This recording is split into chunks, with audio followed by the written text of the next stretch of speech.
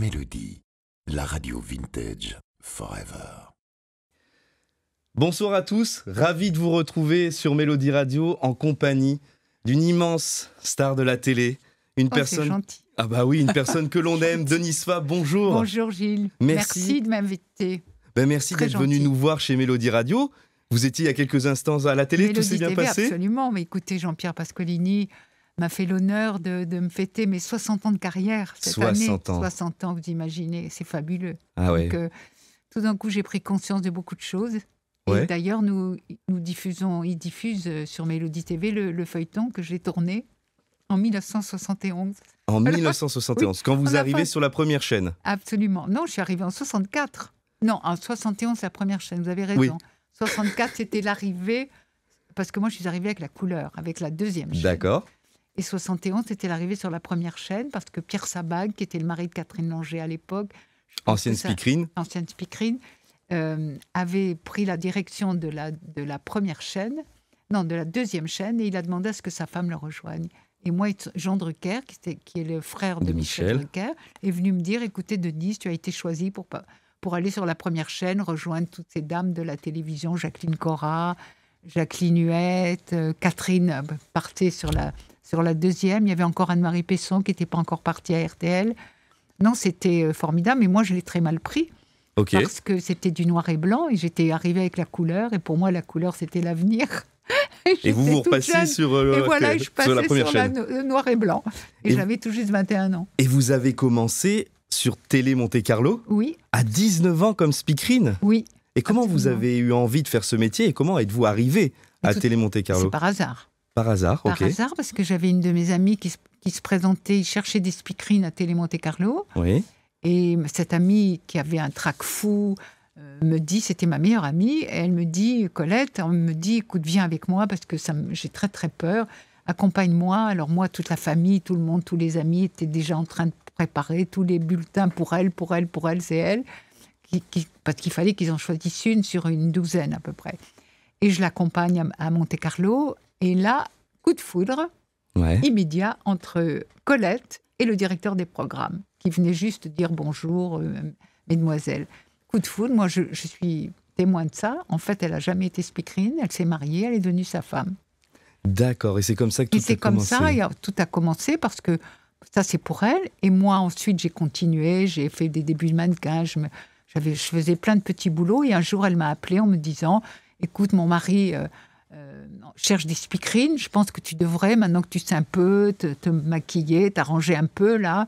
Donc viens te présenter parce qu'il pourrait t'apprendre le métier. Moi je dis, mais la télévision, attends, c'est quoi la télévision? Parce que moi je voyais Paris, je voyais les grandes dames, Catherine Langer, tout ça, mais j'aurais jamais imaginé. Vous l'aviez chez vous, la télévision? Oui, Ce on qui est avait- plutôt rare, il paraît, à l'époque. tout à fait. Et j'avais tout l'étage qui venait le voir à la maison.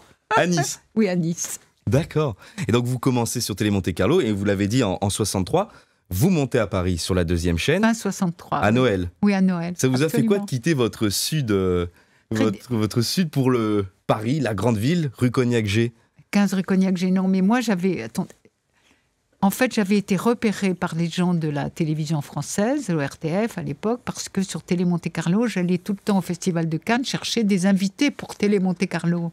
Ils D'accord. m'ont vu là en me disant, mais pourquoi un jour vous venez vous présenter à Paris? J'ai dit, écoutez, vous vous rendez compte, Paris, c'est Catherine Langer, tout. Faisait rêver, mais ça m'impressionnait énormément. Et ils m'ont dit, vous devriez venir, on fait un grand concours. Faites le concours, on verra bien. Et j'ai fait ce concours qui a duré 1 an. Un an. Il y a eu 3 éliminatoires, et le dernier, c'était en décembre 63. 63. Nous étions 12, dos à dos, toutes dos à dos, et je m'en souviendrai toute ma vie, parce que celle qui était avant moi a oublié, enfin, tellement le trac, elle a complètement oublié ce qu'elle avait à dire. Donc moi, je me suis retrouvée complètement perturbée, et là, il y a eu je pense que c'est la chance de ma vie, comme quoi, quelque part, on a envie de faire des choses, mais il y a un petit coup de pouce qui vous est donné, et le caméraman qui était en face de moi, voyant que je perdais tous mes moyens, vous savez, à l'époque, on donnait le top comme ça, avec le bras, on faisait Ok. comme ça, et il me dit, ok, et merde, merde, dans nos métiers, ça porte Bon bonheur. courage. Bon courage, ça porte bonheur. C'est le mot fatidique. Donc ça m'a fait éclater de rire, parce qu'évidemment, je ne m'attendais pas à ça. Et là, j'ai pu donner mon texte. C'est passé comme ça et j'ai été engagée. Vous avez été engagé. Et j'ai été engagée fin décembre, on me l'a appris. Et vous rentrez à Cognac-G, c'est en 1900, vous l'avez dit, fin 63. 64. Et j'ai fait la première annonce sur la 2e chaîne couleur. Je crois que c'était le 14 janvier ou 4 janvier, je ne me souviens plus très bien, 64. Et vous débutez avec un monsieur que l'on connaît bien ici aussi chez Mélodie, en même temps que Michel Drucker.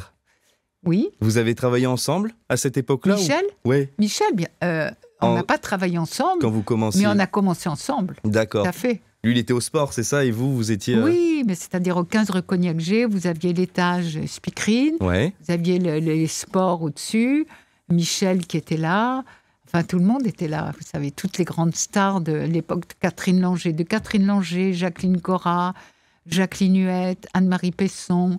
Ensuite, vous aviez Roger Coudert, Chapat, tout le monde était là, Michel Drucker, Léon Zitrone. Léon. Voilà, dont tout le vous monde était racontez là. souvent cette anecdote. Et peut-être que nos auditeurs ne la connaissent pas. Et d'ailleurs, n'hésitez pas à poser vos questions à Denise Fabre. Je les transmettrai par nos écrans devant moi. Léon, ah oui. Léon Zitrone, vous aviez pris l'ascenseur avec lui. Mais non, mais moi, 15 rue Cognac-G. D'abord, il faut dire que, vous savez, j'arrivais à Paris. J'étais une petite niçoise qui arrivait à Paris. Donc, je m'étais installée pour prendre un café avant d'y aller. Et tout d'un coup, vous voyez passer devant vous. Il faut savoir qu'à cette époque-là... C'était une star. Non, mais c'est pas lui qui passait. Vous voyez passer Chapat, vous voyez passer Coudert. Et puis Jacqueline Huette arrive. Et tous avaient des lunettes noires. Je me souviendrai toute ma vie. J'étais là, je l'ai regardé passer. Huette, tout le monde s'est arrêté de parler pour la regarder. Elle a traversé le pont, parce que c'était à l'Alma, le pont de l'Alma, pour rejoindre le 15 rue Cognac-G, qui est juste une rue après. D'accord. Donc là, je me suis dit, mais moi je ne vais jamais arriver à tout ça, que c'est pas possible. Et c'est ce jour-là, pratiquement, que je prends l'ascenseur à côté de Léon Zitrone. Et normalement, cet ascenseur lui était réservé.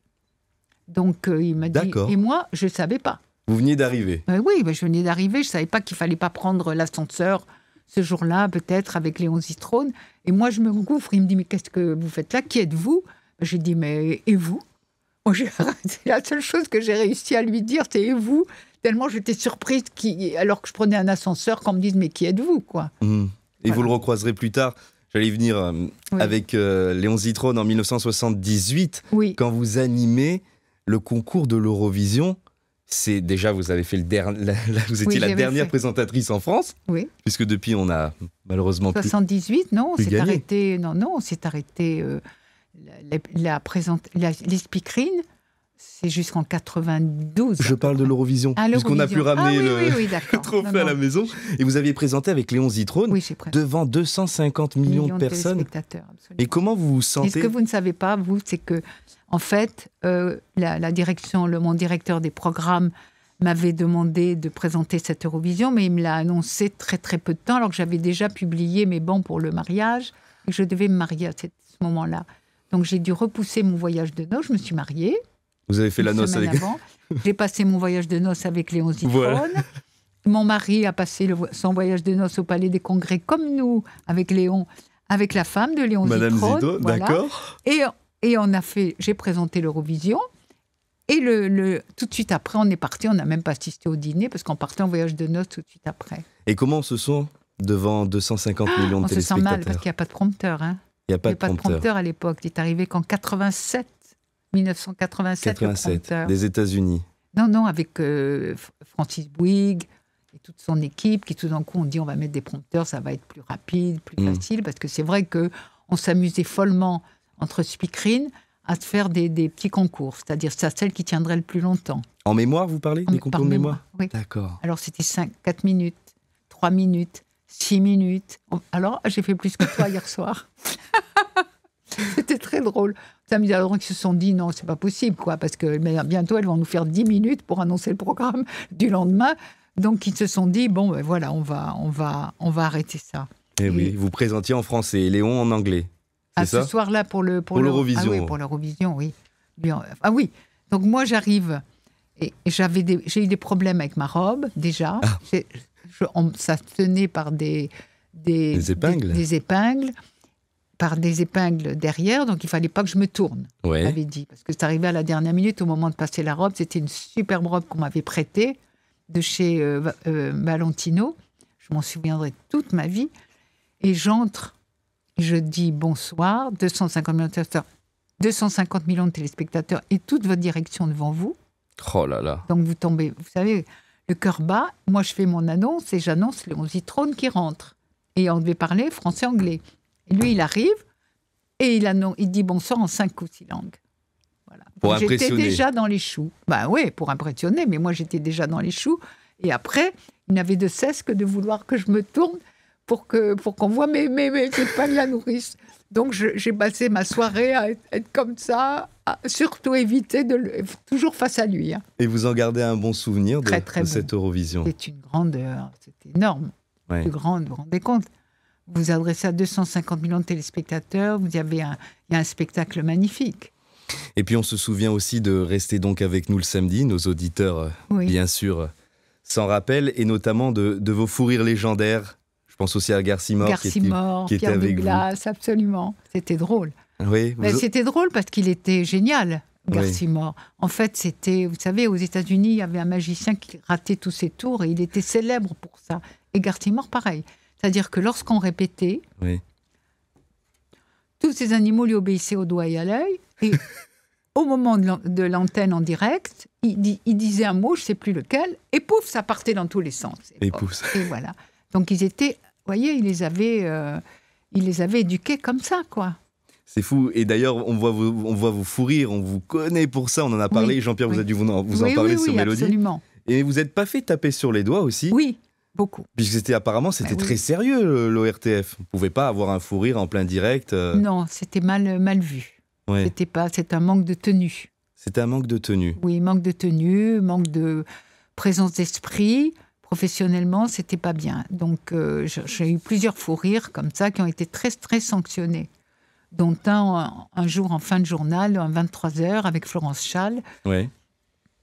On a pris toutes les deux un fou rire. Le lendemain, tout le monde cherchait la cassette, parce qu'à l'époque, c'était des cassettes, pour savoir ce qu'on avait raconté la veille au soir, parce que tout le monde a dit, mais celle-là, elle est pas encore partie dans un fou rire complet, mais qu'est-ce qui lui arrive? Ça peut pas possible, disait-il à la direction, ça ne peut pas continuer, il faut sévir. Alors, on m'a convoqué, moi j'ai eu 3 semaines de mise à pied. 3 semaines? Oui, et Florence n'a plus jamais représenté le journal. Florence n'est pas revenue au journal. Pour un fou rire. Et vous n'arriviez pas à vous contrôler? Tout le monde rigolait à ce moment-là? Oui. Et vous vous souvenez de la raison? La raison, c'est parce au moment où je prends l'antenne et où le journal est en direct, Florence était là, tout se passait bien, mais dans la pièce à côté, il y avait tous les journalistes du sport qui fêtaient un anniversaire ou je ne sais quoi. Ils avaient un peu bu, un peu trop de champagne, ils ont envahi le plateau, et ils les amusaient follement, ils nous faisaient des grimaces, ils nous faisaient tout ce que vous pouvez imaginer. Voilà, et donc moi, bien entendu, je suis quelqu'un de très rieur. Donc c'est parti. Et puis Florence m'a suivie aussi parce que c'est communicatif entre toutes les deux. Et alors après, on n'arrivait plus à dire un mot. Et puis à l'époque, toute la régie, ce qui nous séparait de la régie, c'était une grande vitre. Ouais. Et je voyais tout le monde sous les pupitres en train de rire aussi. Donc moi, ça me faisait encore plus rire. Là. Et c'était parti. Pour 3 semaines de mise à pied. Et pourtant, toute la technique avait caché la cassette à la direction pendant 8 jours. Pour dire, ça va se retomber. Ça va retomber, ils vont pas l'engueuler, quoi. Voilà. N'empêche que... Et vous ne pensez pas que votre sympathie à l'antenne et puis d'avoir traversé tant d'années dans le cœur des Français, vous avez fait partie de la vie, de la famille des Français? Surtout, la famille, c'est superbe. Quand on vous croise dans la rue, on vous reparle de ces années-là? Oui, c'est vrai. C'est vrai. Mais longtemps, j'ai eu un courrier énorme. Un courrier énorme? Ah oui, non, c'était... Vous avez une ordre de grandeur? Oh, c'est des sacs de courrier. Des sacs de courrier pour vous? D'accord. Mais oui. Les gens vous écrivaient? Oui. Non, mais c'est pas... C'était... Vous savez, c'est un monde... C'est un métier. La puissance de la télévision, en plus, fait vous fait pénétrer dans des millions de foyers. Et moi, j'ai toujours eu à cœur d'être à la hauteur des gens qui me recevaient et de donner le meilleur de moi-même et surtout de les détendre, de leur faire plaisir, de rire, de sourire, d'être auprès d'eux dans les moments difficiles, même si à Noël ou au jour de l'an, ils étaient seuls. Voilà, et donc... vous preniez l'antenne ces jours-là aussi? Ah oui. Noël, jour de l'an. C'est-à-dire qu'on avait, vous savez, les plannings de speakerine à l'époque, c'était 8h, 16h, et 16h, 23h, minuit, 1h du matin. D'accord. Donc vous aviez plein d'annonces tout le temps entre la diffusion, parce qu'il ne fallait pas que quelque chose arrive et que personne soit là pour annoncer et pour rassurer les téléspectateurs. Oh là là, vous étiez tellement dans le cœur des Français que la télévision est venue le jour de votre accouchement. Oui. J'ai vu ça en préparant cette émission. Non, mais ça, franchement, il ne m'a pas réservé une bonne surprise, là. Qu'il est arrivé, c'était... Bon, je pense que toutes les femmes qui nous écoutent savent ce que ça veut dire quand on accouche de 2 bébés, puisque j'ai accouché par césarienne. Et donc, c'est vrai que, après, les enfants arrivent comme des fleurs, mais la maman met quelques jours quand même. Pour s'en remettre. Oui, pour s'en remettre. Donc, et lui a envoyé envoyé tout le monde, et je les ai vus débarquer dans la chambre. Oh là là. Peut-être 48 heures après. Et j'étais pas fraîche quand même. Hein. Et il y avait des bouquets de fleurs partout, parce que j'ai vu les archives. Oui. J'avais des bouquets de fleurs partout, mais moi, j'étais pas fraîche du tout. Et il m'avait envoyé maquilleuse, coiffeur et tout. Et il m'a appelé. Moi, j'ai dit, mais c'est pas possible, qu'est-ce qui se passe? Il m'a appelé en me disant, Denise, c'est pour TF1, tu dois le faire. J'ai dit, mais tu te rends pas compte dans quel état je suis? Enfin bon. Donc voilà. Puis après, ça s'est traduit à l'antenne par... C'est même plus où j'étais. Et on voit un message, là. J'ai un message de Claudine Prudhomme qui nous dit, bonjour Denise, que vous êtes belle, bonne soirée. Oh, c'est adorable. Merci beaucoup, Claudine. Je vous remercie infiniment. C'est adorable. Vous avez aussi... C'est adorable. Je suis une grand-mère aujourd'hui. J'ai 4 petits-enfants. Et je suis heureuse que ce lien, vous voyez, ne soit toujours là. Ce lien que nous avons tissé ensemble pendant des années soit toujours là. Merci, Claudine. Claudine Prudhomme qui vous fait ce gentil petit message. Oui, c'est adorable. Vous avez également fait de la radio. Vous aviez un concept d'émission plutôt intéressant. Mais j'avais des jeux d'abord. Des jeux. Je présentais un jeu entre 11h et midi. Je ne me souviens plus trop du nom, parce que c'était quand même il y a longtemps. Et c'était 76, années 76, 75, 76, 77, 77 à peu près. Ok. Oui. Donc c'était un jeu. Et un soir où j'étais à la maison, Jean-Luc Lagardère, qui m'avait engagé sur Europe 1, m'appelle en me disant, Denise, on a un problème. Gérard Klein, qui fait le 9h, 11h, vient de nous appeler de l'aéroport. Il rejoint la femme qu'il aime. Donc, il ne sera pas là demain. Et nous, on entre en plein CESP. D'accord. Et à l'époque, le CESP, c'était vraiment les audiences de radio. Mmh. Donc, il faut absolument que vous arriviez, vous preniez l'antenne à 9h au lieu de 11h. Et demain matin, il faut être là à 9h. Donc, j'ai dit, merci, je vous remercie, je serai là. Mais le lendemain matin, quand je suis arrivée à 8h30, 8h15 même, voir toute l'équipe, je n'avais aucune idée comment j'allais faire pendant 2 heures. D'accord. Et d'ailleurs, je me souviens que j'avais tellement le trac que j'ai pris ma voiture et je crois qu'il était tôt quand même le matin, voilà, et que dans la rue, je me suis rentrée dans le dos d'une voiture et c'était une voiture de police. Donc ils sont descendus, je dis, excusez-moi, il faut me laisser passer, je suis désolée. Un car de police. Ils m'ont laissé passer, heureusement ils m'ont rien dit, ils ont compris, j'allais pas vite non plus, hein. Donc, ils m'ont laissé passer. Mais je me souviendrai toute ma vie de ça. Belle anecdote. Et vous invitez des politiques où ces personnalités parlaient totalement d'autre chose, c'est ça? Oui, tout à fait. Et les artistes devaient parler aussi? Non, j'avais eu l'idée de proposer à la rédaction de recevoir des hommes politiques qui viennent me parler de tout, sauf de politique. J'avais envie de savoir comment ils faisaient avec leurs enfants. C'est novateur, ça, c'est pour l'époque. Oui, tout à fait. Et j'avais Catherine Ney qui était en secours. Je me souviens, dans la régie finale, d'accord, qui était là au cas où ces hommes politiques, de Chirac à François Mitterrand, à Georges Marchais, glisseraient et laisseraient, voilà, à ce moment-là, elle serait intervenue. Mais elle a été là tout le temps, elle était formidable. Déjà, elle est formidable de toute façon. Voilà. On a quelques autres questions. Tiens, Simon qui dit, quelles personnalités rencontrées autour de votre carrière vous ont le plus marqué? Tous. Tous. Vous avez aimé votre métier passionnément? Oui, tout à fait. Parce que chacun, vous voyez, tout à l'heure, avec Jean-Pierre Pasqualini, je racontais cette histoire de Julio Iglesias. Oui. Bon, ça n'a rien à voir. Julio Iglesias, je tourne avec lui à Télé Monte Carlo, on fait l'émission. Ensuite, comme on avait des photos à faire, Ensuite, il me dit, je devais me changer. Comme il y avait tout un étage réservé pour lui, il y avait ses choristes d'un côté. Il m'a dit, rejoins les choristes, les maquilleuses et tout. Tu te changes là et on redescend ensemble, on fait les photos. OK. Donc, je fais ça. Je prends l'ascenseur avec lui pour redescendre.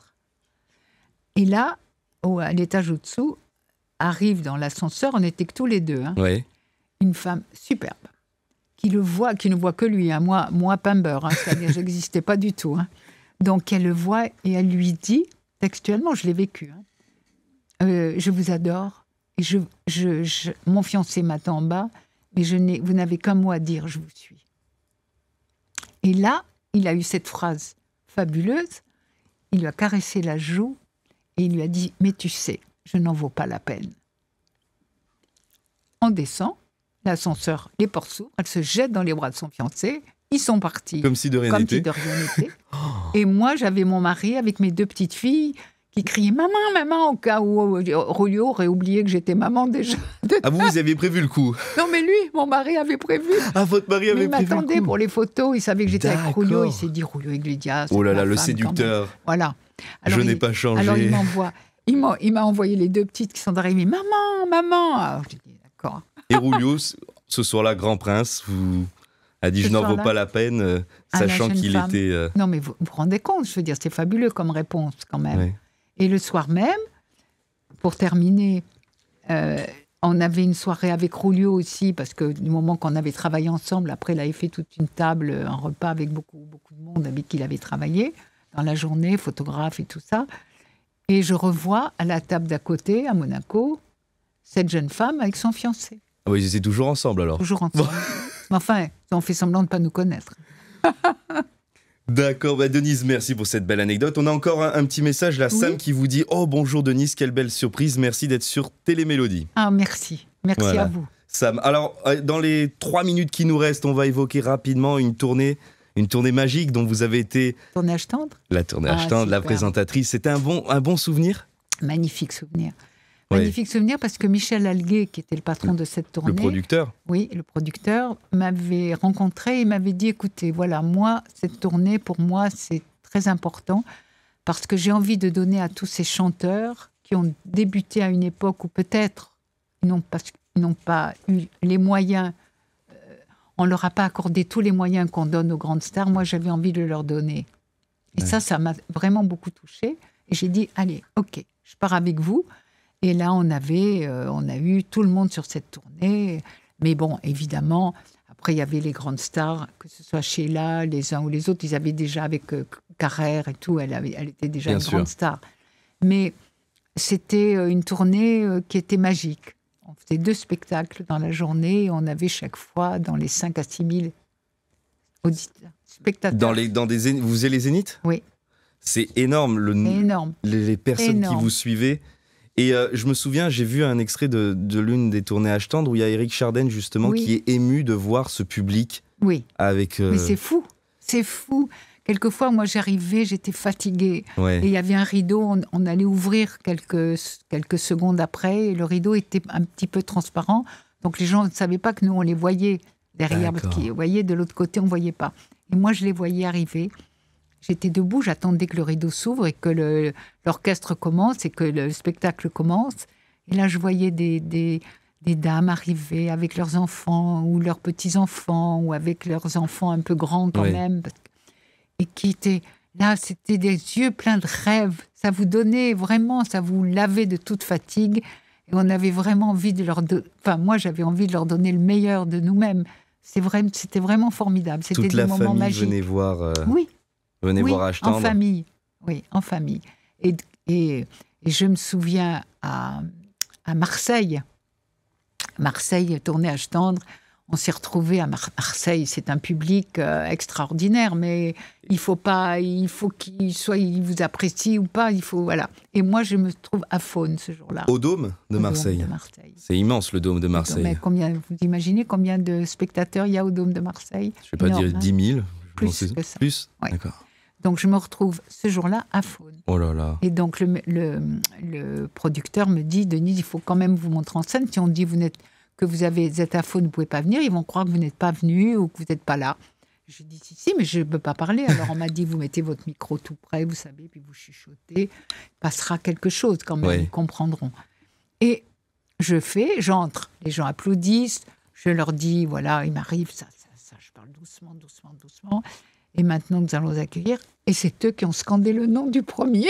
Ils vous ont aidé. Qui entré. Et ensuite, le producteur m'a dit, vous y allez à chaque fois, tant pis. Et chaque fois, j'entre en scène, je les voyais, ils riaient tous, parce qu'ils savaient bien que je ne pouvais pas. Mais moi, ça me faisait rire aussi. Ils riaient. Ils riaient tous. Et ils scandaient le nom de celui qui allait parce qu'ils avaient le programme. Ils avaient le programme, voilà. Donc ils savaient qui allait venir. Quel beau souvenir. Oui, c'est un beau souvenir, ça. C'était un des souvenirs les plus extraordinaires, quand même, parce que quand vous avez plus de 15 000 personnes, 2 fois dans la journée, qui font ça, le soir, je sais pas. Oui, le soir, j'allais un peu mieux, quand même. Mais vraiment, l'après-midi, le spectacle de l'après-midi, qui durait quand même près de 3 heures. Et oui, avec le nombre d'artistes qui passent. Oui, parce que les artistes passent, chantent, après ils peuvent rentrer à l'hôtel. Mais le présentateur ou la présentatrice reste les 3 heures. Voilà. Merci en tout cas. Merci à vous. Beaucoup, Denise. Merci. Chers auditeurs, merci de nous avoir suivis. Et puis, voilà, merci Denise d'avoir répondu à quelques-unes des questions. Merci infiniment, c'était très sympathique. Merci de votre invitation. Merci. Un podcast à retrouver sur Mélodie Radio. À très bientôt. Mélodie, la radio vintage forever.